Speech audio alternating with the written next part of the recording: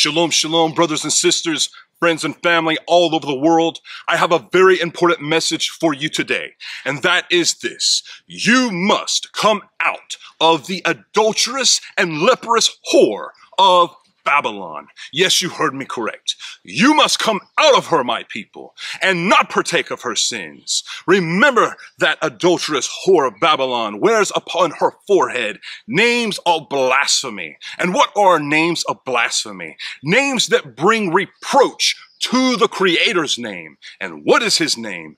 His name is marvelous, wondrous. His name is YaHuWaH, and that is his name forever.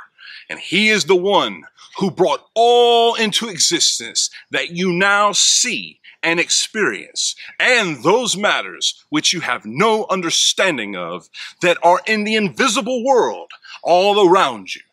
This is YaHuWaH, the great one, the mighty one of Jacob, who's called Jacob, the mighty one of Israel. And we are now living in what he has defined to be the last times. It is YaHuWaH who spoke through the prophets of old and delivered the messages that we must turn back to him and be singular in our hearts and in our minds and be persuaded only to serve him and him alone, for he alone is worthy. And he has stated that his name is jealous. He is called Elkanah. He is the jealous one. He is the one who is territorial, the one who will not have you worshiping him and worshiping another. And that is why you must come out of her, my people. Come out of spiritual slavery. Come out of the shackles of Egypt and out of the mind control of Babylon. You must set those things far away from you and be set apart, as YaHuWaH has said. The scripture says to be Kodesh, for YaHuWaH is Kodesh. This word Kodesh means to be set apart, to be sanctified, to be special. It does not necessarily mean to be holy, as this is a pagan term with pagan etymology, and very ambiguous at that. But set apart, you can understand set apart and special. So therefore, we must understand that YaHuWaH is set apart, the most set apart, the most special. And you cannot come before him just any kind of way. You must come before him in the way that he prescribes, just as you could not just rush into the throne room of a king. You must come in with reverence. You must come in with your body, your mind, your spirit, all in one, prepared and knowing who you stand before, and be in awe of him. For in his hand is your very life. But you see, we live in a blasphemous culture. We have lost the idea of kingship and kingdom long ago. Malchut, the idea of Malchut in the scriptures is very important. YaHuWaH is Melech, he is the king. He has a kingdom, that is the Malchut. He has a law, that is the Torah.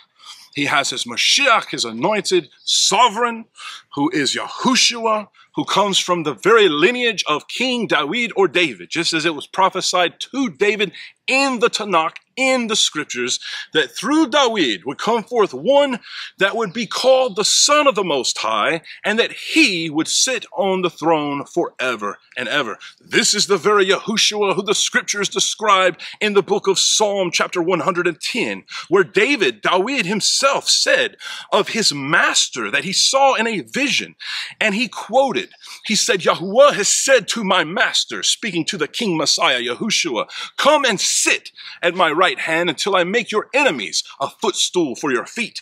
And there he is even now in the heavens, just as the book of Daniel has described in the scriptures. For it was one like the son of Enosh, the one like the Ben Adam, the very son of Adam, who approaches the Ancient of Days in the clouds, and the kingship is given to him.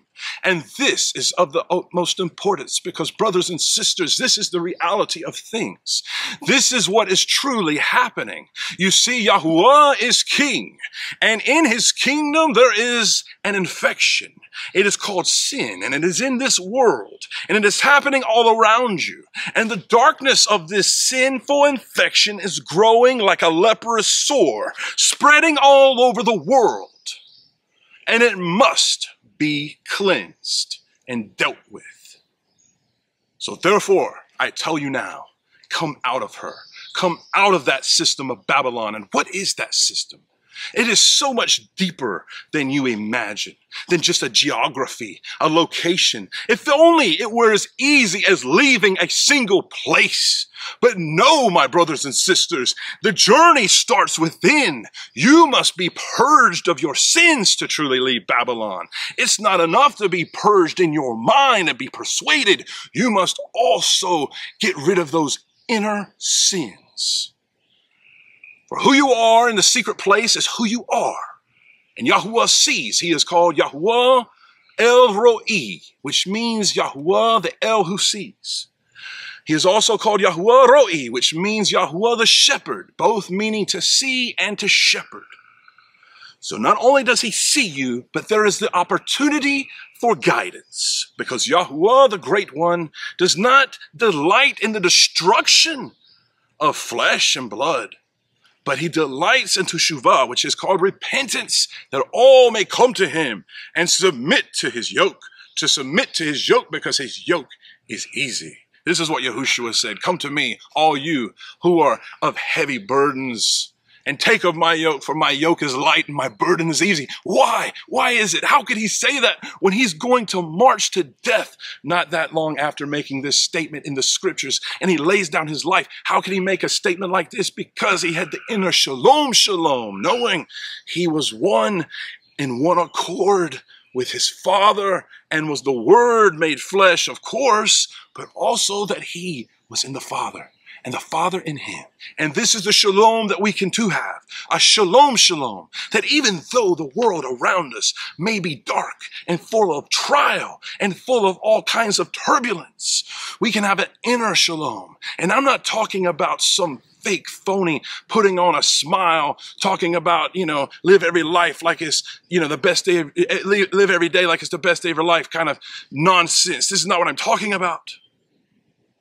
I'm talking about a peace, a shalom, a calm that comes about because you know that your feet are planted on the rock. And no matter what the world comes up against you with, you will stand strong because you will stand on the rock of ages. There is no one like our rock. There is no one like YaHuWaH who lives forever. I have seen his wonderful power in my own life. I've been forever changed. He has worked in my life over the many decades of my life. I've seen his sovereign hand. Since I came into this world, I've seen his sovereign hand. It would be a lie for me to say otherwise. I'm telling you, you must come out of her. Come out of that system. You don't want to be a part of this murderous, adulterous, horrible system where murderers can commit cold-blooded murder and become a millionaire the next day, and the murder be celebrated in the streets. In a land that calls it a free land. Right. Free to do what? To do evil, violence, and bloodshed. Listen to what it says. As much as she esteemed herself and lived riotously, so much torture and grief give to her, because in her heart she says, I sit as sovereigness, and I am not a widow, and I do not see mourning at all. Because of this her plague shall come in one day, death and mourning and scarcity of food, and she shall be burned up with fire, because YaHuWaH Elohim who judges her is mighty. Now let's go to verse 12. Listen to this. Verse 11. And the merchants of the earth wept and mourned over her, because no one buys their merchandise anymore. Merchandise of gold and silver and precious stones and pearls and fine linen and purple and silk and scarlet, all citron wood, and every object of ivory and every object of most precious wood and bronze and iron and marble and cinnamon and incense and fragrant oil and frankincense and wine and oil and fine flour and wheat and cattle and sheep and horses and carriages and bodies and lives of men. The Greek and the Aramaic actually says souls of men, because in the idea of in the Hebrew is technically a lot of times seen as one concept. Hayah is life. Adam became a living soul. This is important to understand. Very important to understand. So this is saying that Babylon, it's not just merchandise of woods and precious materials and scarlet, but also the very souls of men, brothers and sisters. This is not a small matter. You must come out from amongst them. You must come out from amongst them. And be separate. This is what YaHuWaH is saying. And why do I call her a leprous whore? Why did I call the whore of Babylon leprous? Well, let us go over to the book of Hazon, Revelation chapter 16, and we read in verse 1 and 2. And I heard a loud voice from the dwelling place saying to the 7 messengers, go and pour out the bowls of the wrath of Elohim on the earth. And the first went and poured out his bowl upon the earth, and an evil and wicked sore came upon the men, those having the mark of the beast, and those worshiping his image. Did you get that? A grievous sore will come upon those who take the mark of the beast. When you read it in the Greek and Aramaic, the terminology is redundant, and it basically means a very inflicting sore, a sore that remains open and disgusting. This is, without a doubt, the very Tzara'at that is spoken of in the book of Vayikra or Leviticus, chapters 13 and 14. What has been called in modern times leprosy. However, this is not just the modern leprosy as we know it, because in the Torah it's much deeper than the skin literally.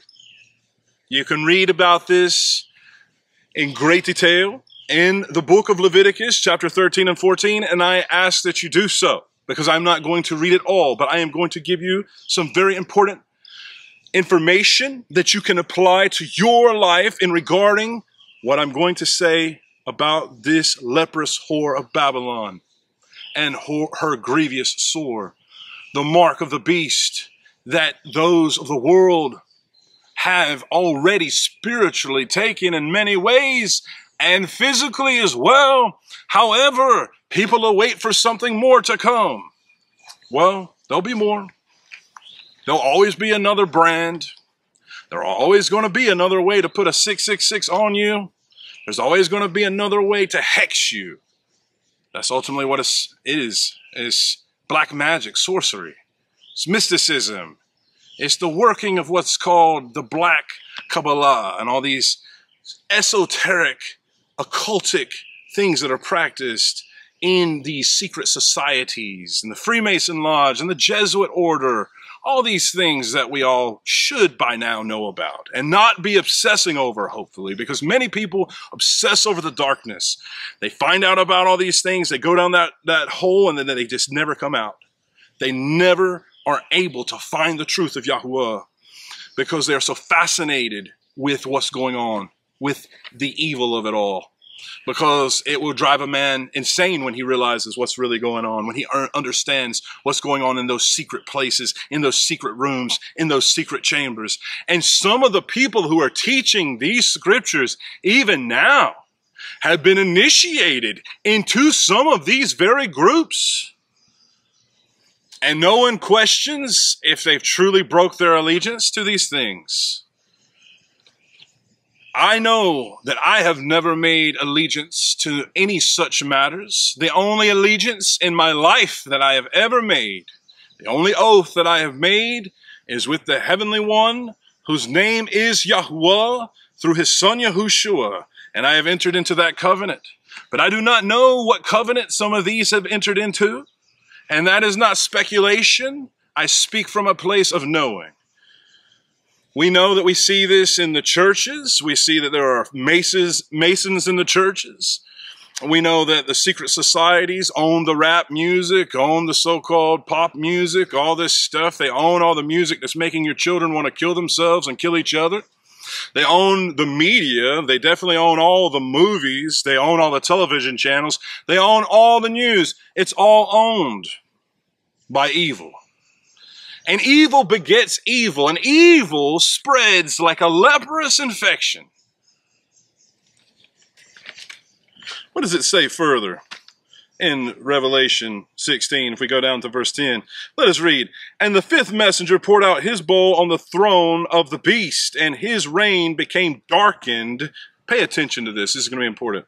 And they gnawed their tongues from pain, and they blasphemed the Elohim of the heaven for their pains and their sores, and they did not repent.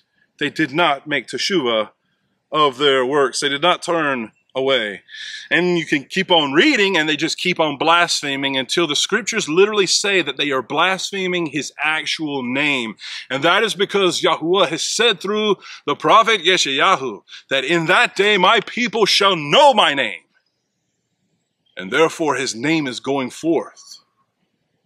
And there are people who are learning this name, who have a genuine heart, who are the children of YaHuWaH. But just as Yahushua HaMashiach prophesied through the parable of the wheat and the tares, there are also those tares who grow up amongst us to rob us of our nutrients. But let us remember the distinction between the two will be made, even though right now it feels like that distinction is not being made. The distinction shall be made. YaHuWaH will make the distinction.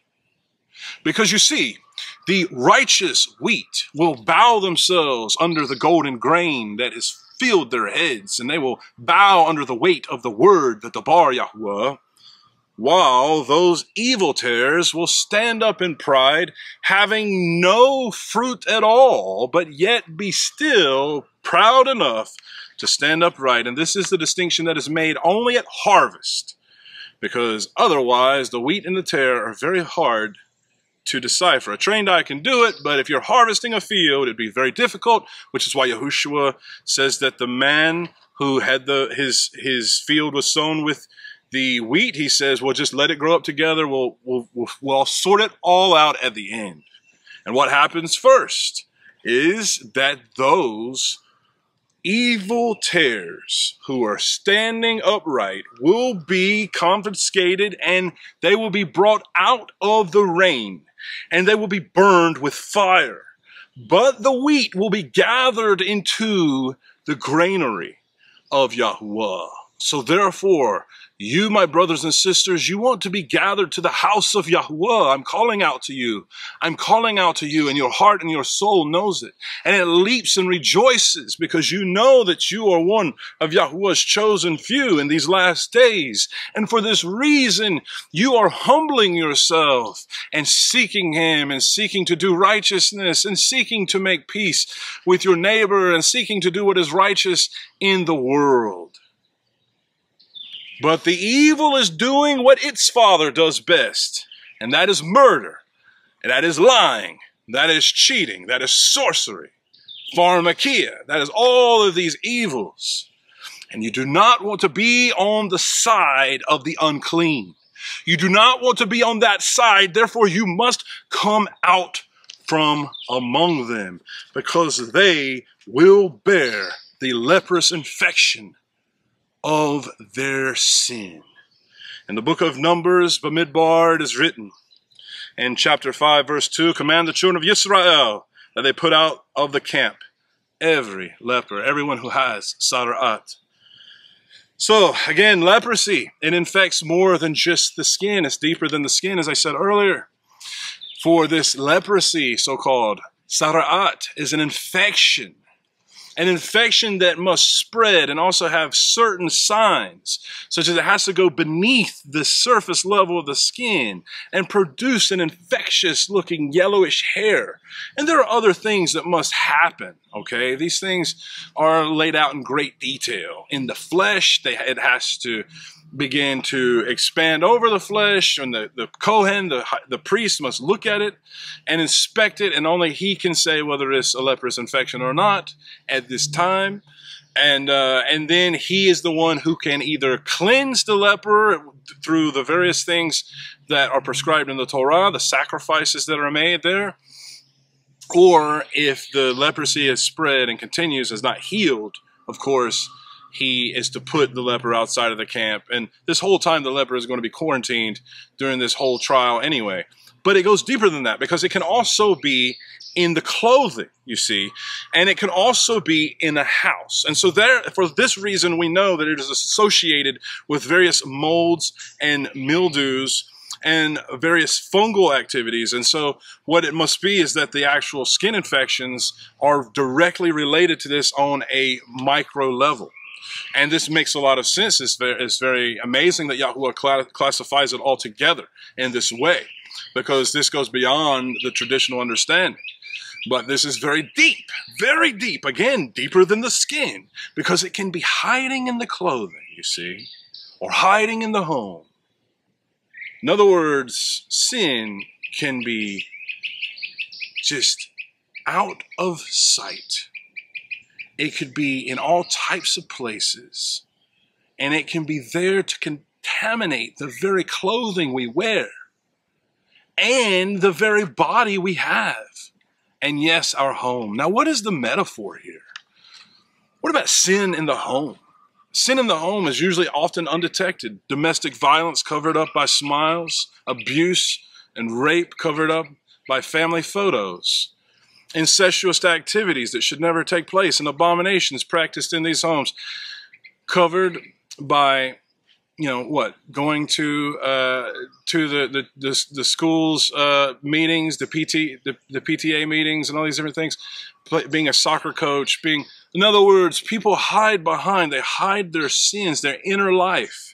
Their inner life is hidden, just like the Tzara'at that creeps in the wall of the house, hidden, undetected. But there, in silence, it grows and it festers. And eventually that person who starts out with pornographic material, who thinks it's okay, finds themselves kidnapping someone and committing human trafficking, which the Torah says the person who kidnaps a person must be put to death. So this is how these things happen. One of the most famous serial killers in the world, I'm not going to give him any publicity by saying his name, not going to go into it. His depravities are well known. And this individual states that his depravities began as he was exposed to pornographic material. So what happens to a person is they have what is built inside of them, a Torah. Yes, the person comes with a conscience. The word con means with, shens is science, means knowledge. You come already into this world with knowledge. You have a certain knowledge. You take a small child, they've done these experiments with babies. Babies can understand that there is a certain danger involved. If they're next to a flight of stairs, they can perceive dangers off of people in dangerous situations. So you come in with a certain consciousness already, and you kind of already know good and evil. If a child sees a lot of evil activity, they'll be screaming. If there's, violence and things like that, but the child responds to what? Shalom and peace and nurturing and love. So this shows us what we are, right? That all by itself shows us, at the bare minimum, what we were designed to do, to nurture, to love, because this is what a child responds to. In other words, we were all children. This is what we respond to being nurtured, to being loved. So the ultimate thing is to nurture, to love, to tend to others, to care for others, so that they can be like that small child. After all, they are the child of our Father, YaHuWaH. And so this is what I'm trying to say to you. We all have a certain mechanism that we come into the world with. But we, doing sin, tell ourselves the first time we do it, maybe we know we shouldn't have done it. But then that second time you do it, then and you become numb to it all. And then it becomes stronger and stronger, the grip of sin, until finally sin entwines around a person like a weed, a vine, that will grab a hold of them and just drag them down and kill the tree altogether. It's a horrible thing, but this is what happens. And so how do we stop it? We must quarantine sin. And if we can't quarantine sin, then guess what we can do? Quarantine ourselves. Come out from among them. That's what I'm talking about. Getting away from the evil, away from the violence, away from the bloodshed. I mean, you're not going to be able to leave the world per se, right? You're going to be in the world, but you could perhaps choose to move somewhere else. And you'll tell me, you'll say, but there's reasons. There's this reason. There's that reason. I just couldn't. I just can't. Okay, but just remember that the one we serve is beyond infinite in his intelligence and ability. And he gives all good gifts, and he is called our Father, and he can supply a way out for you. So please don't give me a lot of excuses. It demonstrates your lack of belief. And how long shall I be with you, O you of little belief? I can't always be here to tell you to have the endurance, to have the emunah. You have to have it. You have to have the Ruach HaKodesh. You have to have the set-apart spirit of YaHuWaH to lead you, to guide you, to direct you out of Babylon. Mentally, spiritually, emotionally, and yes, physically, when the time comes, because YaHuWaH is our shepherd.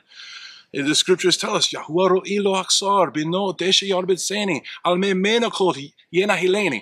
YaHuWaH is my shepherd. I shall never lack, because he leads me beside the still waters, and he leads me to green pastures.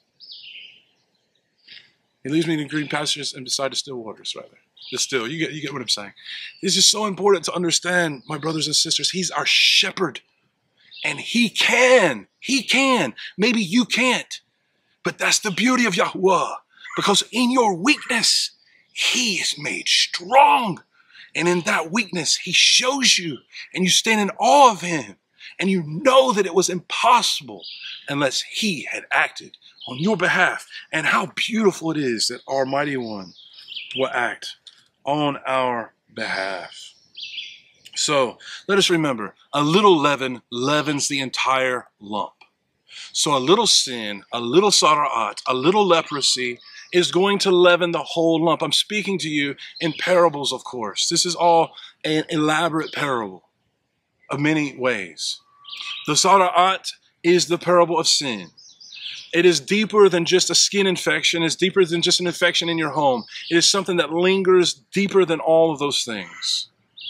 The leper can be cleansed, and so can the sinner, if he seeks YaHuWaH and goes about confessing his leprosy, confessing his sin to the priest. And who is the priest?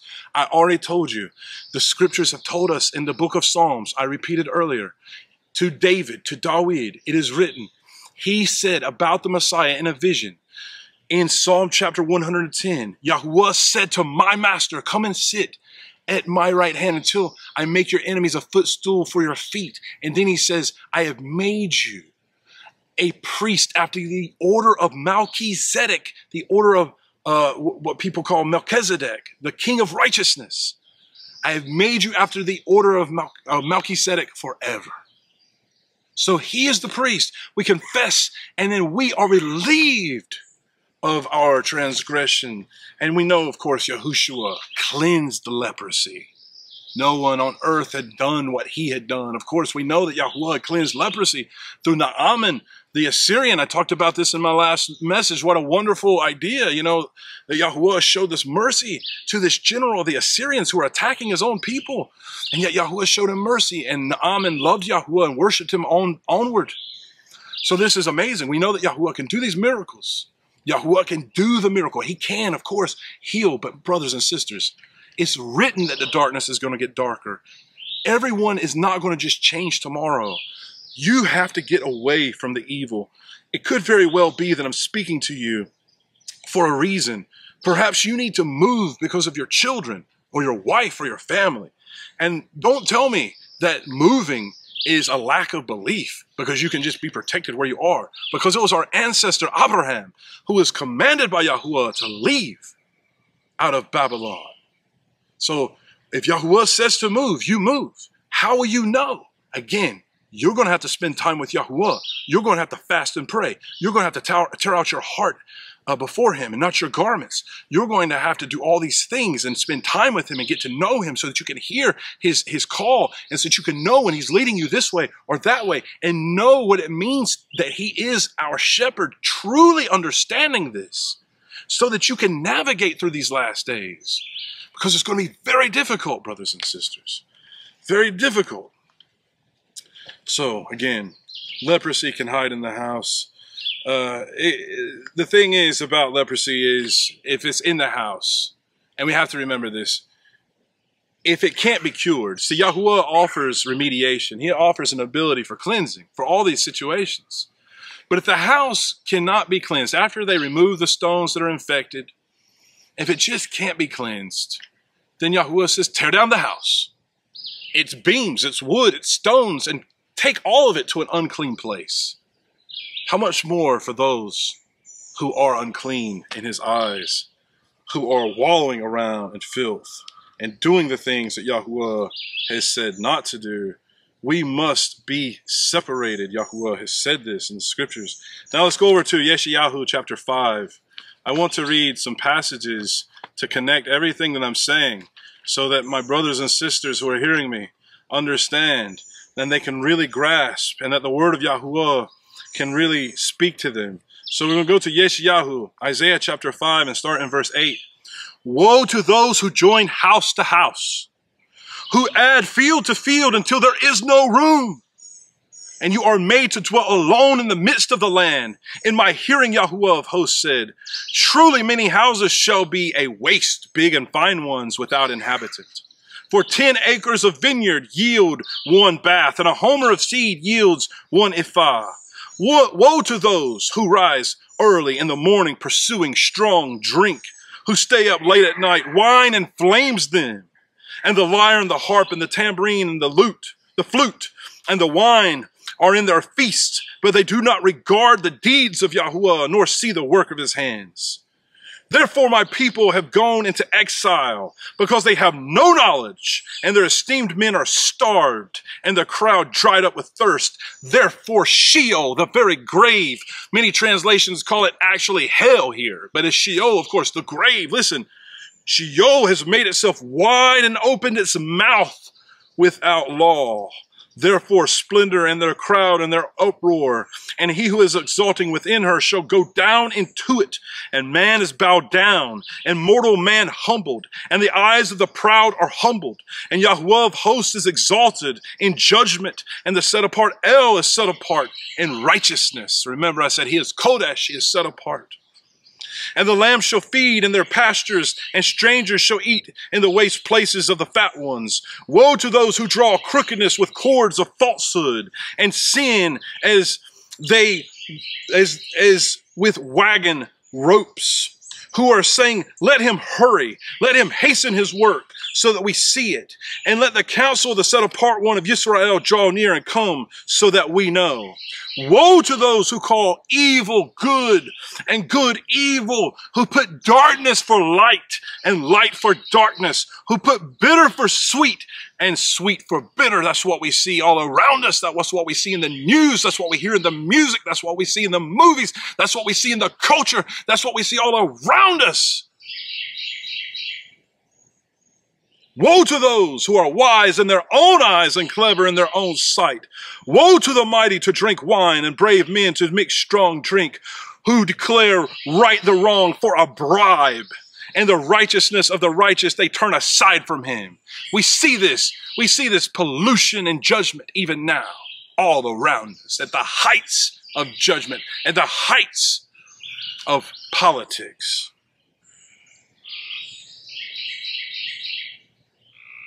Therefore, as a tongue of fire devours the stubble, and the flame consumes the chaff, their root is as rottenness, and their blossom goes up like dust, because they have rejected the Torah of YaHuWaH. Did you hear? It's because they have rejected the Torah of YaHuWaH. This is why Yahushua says, I never knew you. You who practice iniquity. The word means without Torah. Anomia is the word in Greek. It means without Torah. Listen to what it says, because they've rejected the Torah of YaHuWaH of hosts and despised the word of the set apart one of Israel. Therefore, the displeasure of YaHuWaH has burned against his people, and he stretches out his hand against them and strikes them, and the mountains tremble, and their carcass is as filth in the middle of the streets. With all this, his displeasure has not turned back, and his hand is still stretched out. And he shall lift up a banner to the nations from afar, and shall whistle to them from the end of the earth. See, they come with speed swiftly. None of them is weary or stumbling. Not one slumbers or sleep. sleeps. Not a belt shall be loosened off their loins, nor the thong of their sandals be broken. Their arrows are sharp, and all their bows are bent. Their horses' hooves shall seem like flint, and their wheels like whirlwinds. Their roar is like that of a lion. They roar like young lions, and they growl and seize prey, and slip away with no one to rescue. Listen to what it says. And in that day they shall growl over it as with the growling of the sea. And one shall look at the earth and see darkness and distress, and light shall be darkened by the clouds. What did we just read a moment ago? The messenger is going to pour out, and the kingdom will go dark, and they are going to be weeping and wailing and gnashing at their teeth because of the grievous leprous sores that have come upon them, because they have rejected the Torah, rejected the very word of YaHuWaH, who is the Messiah. And because of this, the curse of darkness comes upon them. Woe to you who call good evil and evil good. YaHuWaH will destroy you. He will not be mocked. What a man sows, he will indeed reap. Let's go over to Yeshayahu, Isaiah chapter 60. And we're going to read verse 1 and 2. In verse 1, arise and shine, for your light has come, and the esteem of YaHuWaH has risen upon you. For look, darkness covers the earth, and thick darkness the people. But YaHuWaH arises over you, and his esteem is seen upon you. So you, my brothers and sisters, are children of the light. The darkness has no power over you. There is a darkness coming, like that darkness that came in the plague of Mitzrayim in Egypt, a darkness that can be felt, and we can feel it even now. But it's going to be even more demonic and more sinister and more dark as the time goes on. And our light, the light of the wise virgins, because we have our lamps prepared. The scriptures tell us that your word is a light to my feet and a lamp to my path. So therefore, the Torah, the word of YaHuWaH, the instructions of YaHuWaH is our lamp. We have the oil, which is the shemen, which is, we know, the scriptures tell us that your name is like oil poured forth. That is why the virgins love you. This is in the book of Proverbs. We have the oil, which is the name. The word shemen is related to the word Shem, meaning name. We have the oil. We have the fire. The fire is the Ruach of YaHuWaH. That is the wind and breath of YaHuWaH. Also called Ruach HaKodesh, the Ruach, the wind and breath of the set-apart one. And this is our fire. And therefore, our fire will become brighter and brighter and brighter. And the darkness of our opposition, darker and darker and darker. And they are being raised up. And they are learning the craft of their magic and their sorceries even now to try and curse the children of Israel, just as Balak would have paid Balaam to do so if it were possible. But the truth is, the scriptures have told us that YaHuWaH has spoke to Abraham and therefore has spoke to us, saying that those who barak us, he will barak. Those who bless us, he will bless. Those who curse us, he shall curse. This is written. A curse is coming upon the world because they did not receive the truth, because they hated the truth and despised the truth. Let us go to 2 Corinthians chapter 6.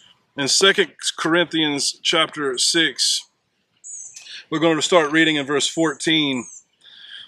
Do not become unevenly yoked with unbelievers. People usually apply this to marriage. This is not what this is necessarily speaking of, brothers and sisters. This is talking about in every situation, your business partners, your friends, the people you're spending time with, all these things that you think don't matter, they matter. And this is what it means. Do not become unevenly yoked with unbelievers. For what partnership has righteousness and lawlessness? Ooh, better listen carefully now, because we know that the anti-Messiah is called the lawless one. And so we know the whore of Babylon is what? A whore that rides on the beast, involved intimately with this beast. And she is going to wear the names of blasphemy and be cursed. And the entire world, she's actually in many ways a representation of all the world, because it says she taught the whole world and she gave her merchants, her merchandise to the whole world, right? So she's imported and exported her spiritual mythology, her mystery religion to the four corners of the earth. And listen to what it says. And what fellowship has light with darkness? We are the children of the light, brothers and sisters, children of the light. What agreement has Mashiach with Belial? None. Or what does a believer have with an unbeliever? And what union has the dwelling place of YaHuWaH with idols? For you are a dwelling place of the living Elohim. As Elohim has said, I shall dwell in them and walk among them, and I shall be their Elohim, and they shall be my people. That is in Vayikra, Leviticus chapter 26, verse 12. Then it says, therefore, come out from among them and be separate, says YaHuWaH, and do not touch what is unclean, and I shall receive you. These are the words of Shaul, who's called Paul. You notice how Shaul is not saying you can touch the unclean. He's saying don't touch the unclean. And what is unclean? We know many things are unclean, not just a few. The book of Leviticus tells us, for instance, things that are unclean that we should not eat. The scriptures tell us that we should not touch them. We should not even touch their bodies. And the scripture says, wow, so that we do not defile ourselves. That is why. Because we are a temple for the living one. So we don't put on our temple in the house of YaHuWaH. There is no pork being served. There is no shellfish being served, brothers and sisters. None of the forbidden creatures are being served on the house of YaHuWaH's table. So therefore, it should not be said of you, but there are further things, fornications, and all these things are listed in very great detail as being unclean. Many other things are listed in great detail. And when society turns its back on YaHuWaH, the very first things to go is its sexual understanding. It goes to sexual immorality and perversion. It goes away from the norm, which is just for procreation and for a healthy family and healthy life. And it goes against this to something that is disgusting and filthy and to'abah, which is called abomination.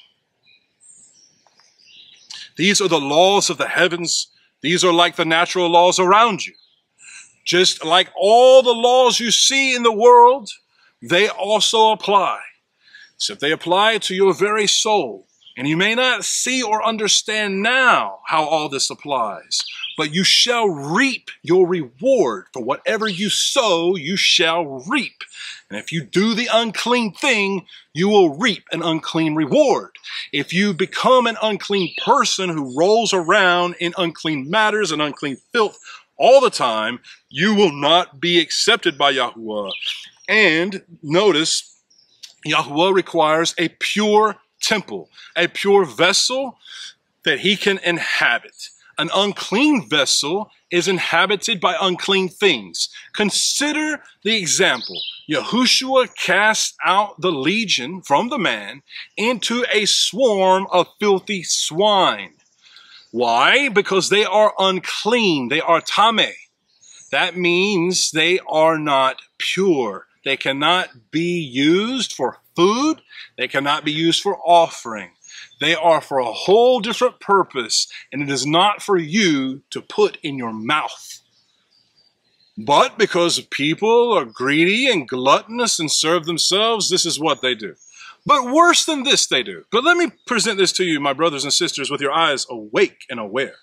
If a person will eat pork in front of you knowing that the Almighty Elohim, creator of heaven and earth, said that it was to'abah, that it should not be done, and he's the one who made the digestive tract and he is the all-knowing one, then what would that man do behind closed doors that he's not telling you in today's society where sin runs rampant everywhere? Think about it. If a person is not going to be honest with you about the scriptures and about the commandments, and they're not going to even give lip service to the commandments, do you expect them to actually have a moral code when it comes to these things? And it may matter who you're around when the lights go out. It might matter when everything gets shut down around you, or some new event or some new thing or some new plague comes out. It may matter where you're at. And you could be outside of YaHuWaH's will because you can be stubborn and stiff-necked. But that stubbornness and that stiff-neck can be used for positivity. If you will submit to YaHuWaH, you can then use that stubbornness and that stiff-neck against the whole world. And you could stand strong with the mighty one of Yaakov. Or else he's going to break that stiff neck and destroy that stiffened heart. But he can use you, brother, sister, you who are out there who's struggling. Don't think I'm sitting here trying to tell you that the door is shut. Oh no, the door is not shut, not yet. It's closing. Oh yeah, you're going to have to slide in there by like an inch of your life just to kind of get into the idea of knowing YaHuWaH right now would be kind of difficult. You have a lot to learn. But with YaHuWaH's Ruach HaKodesh, it is possible. So we give thanks to YaHuWaH for this. So let us consider what it said. Shaul said, come out from among them. Where did he get this from? Okay, now let's read context. We need context because this is written in YaHuWaH chapter 52. But instead of reading the exact verse, we're going to read the chapter. Awake, awake, put on your strength, O Zion, put on your garments of splendor, O Jerusalem, the set-apart city.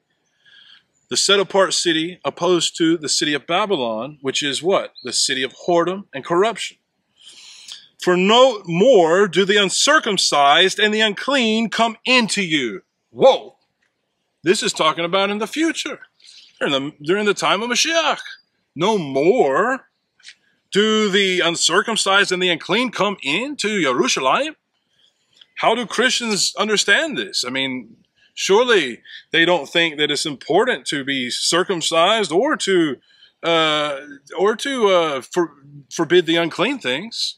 So how do they understand this? Shake yourself from the dust, arise and sit down, O Jerusalem. Loose yourself from the bonds of your neck, O captive daughter of Zion. For thus said YaHuWaH, you have been sold for nothing, and you are redeemed not with silver. For thus said the Master YaHuWaH, at first my people went down into Mitzrayim to sojourn there, and Asher oppressed them without cause. And now what have I here, declares YaHuWaH, that my people are taken away for nothing? Those who rule over them make them wail, declares YaHuWaH, and my name is despised all day continually. Therefore my people shall know my name in that day. For I am the one who is speaking. See, it is I. How pleasant upon the mountains are the feet of him who brings good news. This is the Bashar, the glad tidings, was called the gospel. Of course, we don't use this term for various reasons, but the term Bashar means glad tidings, and that's what it is here. And this is talking about the good news of Mashiach. How pleasant upon the mountains are the feet of him, who's the Mashiach, who brings the good news, who proclaims shalom, who brings good news, who proclaims Yeshua, is what it says here. Yeshua, Yod Shin, Wa Ayin Hey. This is the word that is spoken in the Song of Moses, the Song of the Sea, where it says, Yahweh Yehi Li Le Yeshua. Yah has become mine unto Yeshua, mine unto salvation, the etymology of Yahushua's name. And here we see the good news, right? The good news is coming. The pleasant feet of him who brings the good news is that one is declaring the deliverance, the Yeshua, who says to Zion, your Elohim reigns. The voice of your watchmen, they shall lift up their voices. Together they shout for joy, because eye to eye they see the return of YaHuWaH to Zion. How powerful is this? Break forth into joy. Sing together, you waste places of Jerusalem. For YaHuWaH shall comfort his people. He shall redeem Jerusalem. YaHuWaH shall lay bare his set-apart arm in the eyes of all the nations. Here the word arm comes from the very word Tzara'at, which also means seed. So it's very fascinating that this word can mean both arm and seed. In this particular tense, it means arm because of the sower using his arm to throw the seed. So keep that in mind, because YaHuWaH talked about the sower went forth and he threw the seed, right? There's a lot of examples about seed in the scriptures. Many different things we could say here, but we'll continue to go on. Listen to what it says. It says, he shall make his set apart arm. He shall lay bare his set apart arm in the eyes of the nations, and all the ends of the earth shall see the YaHuWaH Eloheinu. YaHuWaH Eloheinu, the Yeshua of our Elohim. So there is Yod, Shin, Wah, Ayin, Tov. And it means the salvation of Eloheinu, our Elohim. YaHuWaH Eloheinu. Turn aside, which is repent, repent, teshuvah, teshuvah, repent, come out from there, touch not the unclean, come out of her midst, be clean, you who bear the vessels of YaHuWaH. Notice the context of what is happening. The message of the good news is going forth. The message of the salvation, which is the message of YaHuWaH, is going forth. And with it simultaneously, the same message that says this. It says, come out of her midst, be clean, you who bear the vessels of YaHuWaH. Who are those who bear the vessels of YaHuWaH? The very temple of YaHuWaH, the people of YaHuWaH, the priests of YaHuWaH. YaHuWaH says in the scriptures that he has called us to be a kingdom of priests, a royal nation. This is what the scriptures teach. So this all is in a very important context. It says, for you shall not come out in haste, nor go in flight. Talking about the leaving, right? Notice. For YaHuWaH is going before you. So don't worry about how you're going to leave Babylon. Don't worry. YaHuWaH is going to go before you, O children of the light, children of Israel. Listen to what it says. And the Elohim of Israel is your rear guard. Now listen, see my servant shall work wisely. He shall be exalted and lifted up and very high. As many as were astonished at you, so the disfigurement beyond any man's, and his form beyond the sons of men. He shall likewise startle many nations. The sovereigns will shut their mouths at him. For what had not been recounted to them, they shall see, and what they had not heard, they shall understand. Who has believed our report, and to whom was the arm of YaHuWaH revealed? For he grew up before him as a tender plant, and as a root out of dry ground. Who? The arm of YaHuWaH. The arm of YaHuWaH who is revealed. He has no form or splendor that we should look upon him, nor appearance that we should desire him. Despised and rejected by men, a man of pains and knowing sickness, and as one from whom the face is hidden. Being despised, we did not consider him. Truly he has borne our sicknesses and carried our pains, yet we reckoned him smitten, stricken by Elohim and afflicted.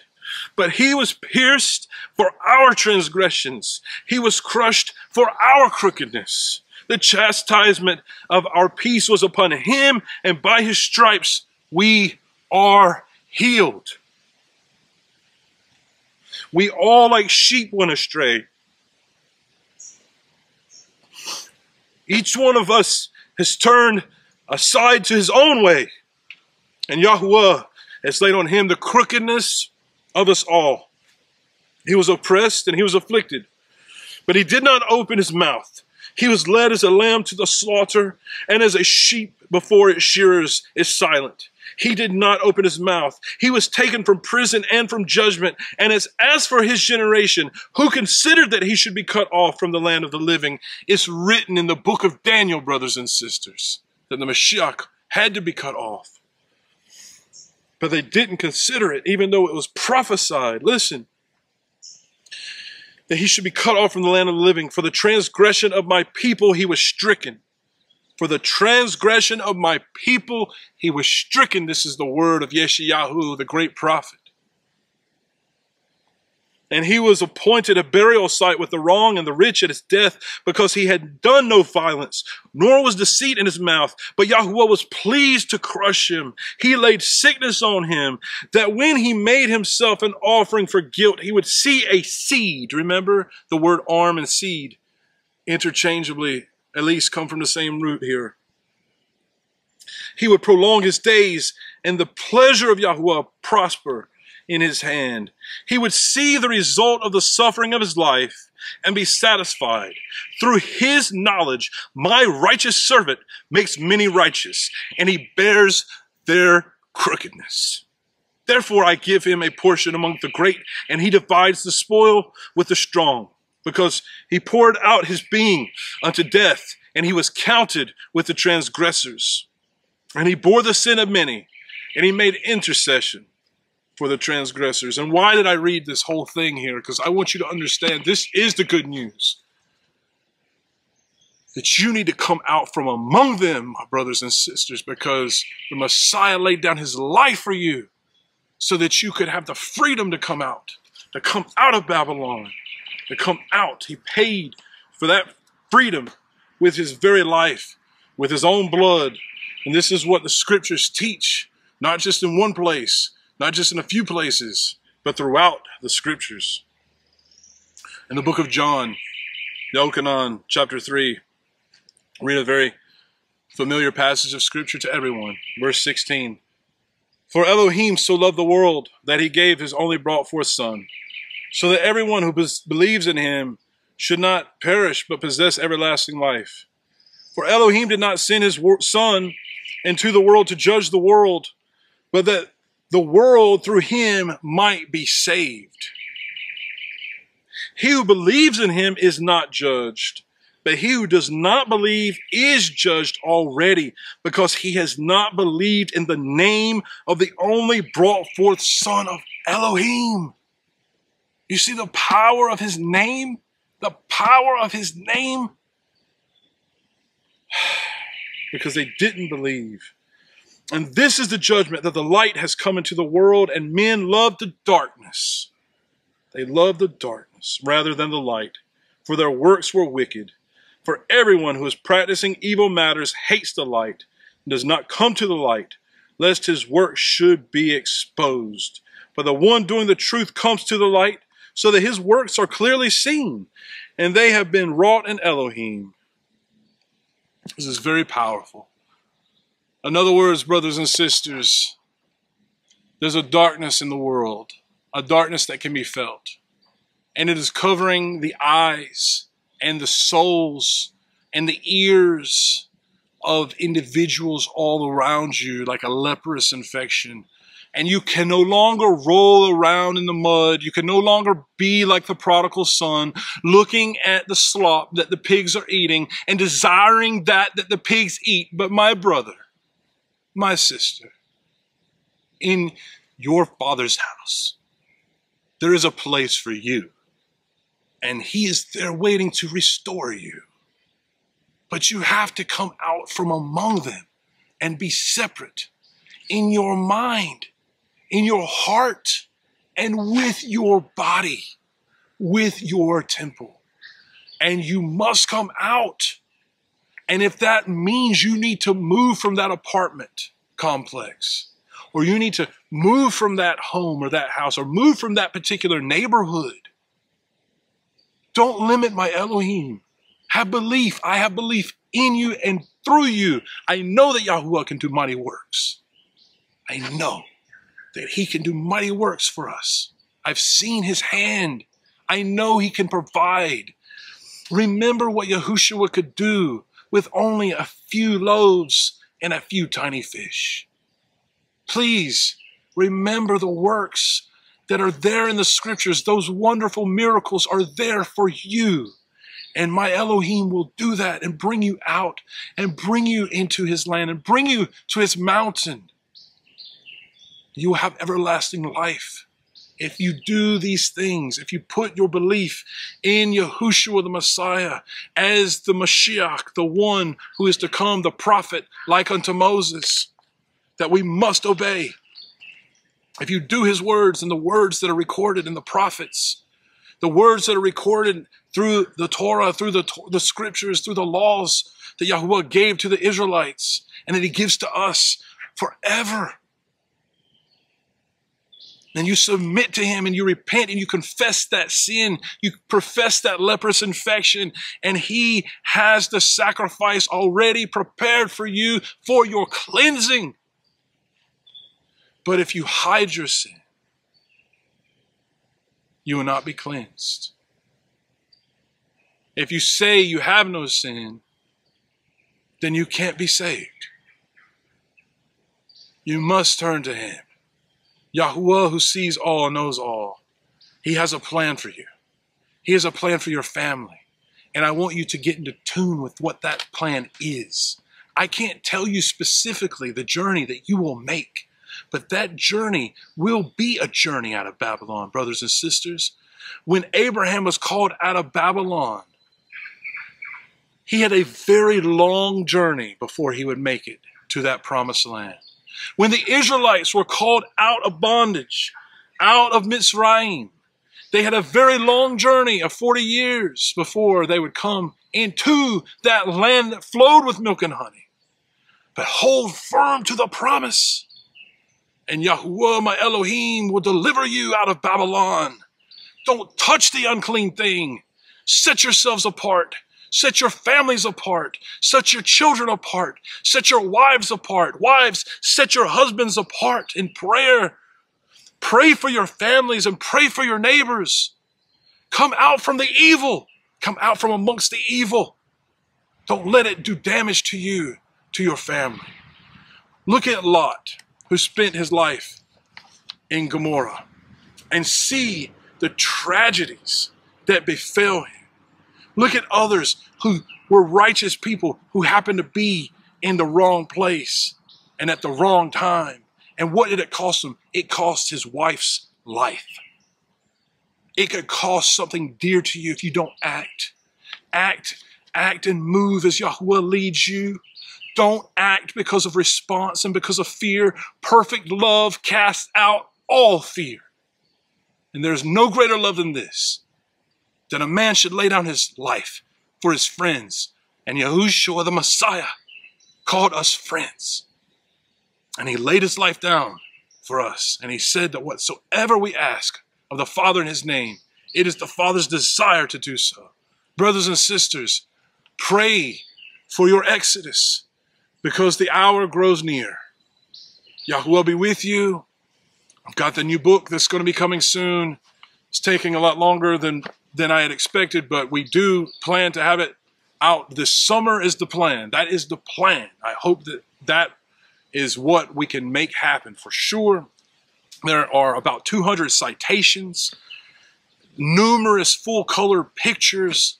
It's just a very massive project. It's not like a normal book. It's not like something, you could write in a short span of time. This has taken me a long time to compile the information, the evidence about YaHuWaH's name. And brothers and sisters, I can't wait to get that into your hands. And I will be delivering many more messages about these subjects. And I will see you soon.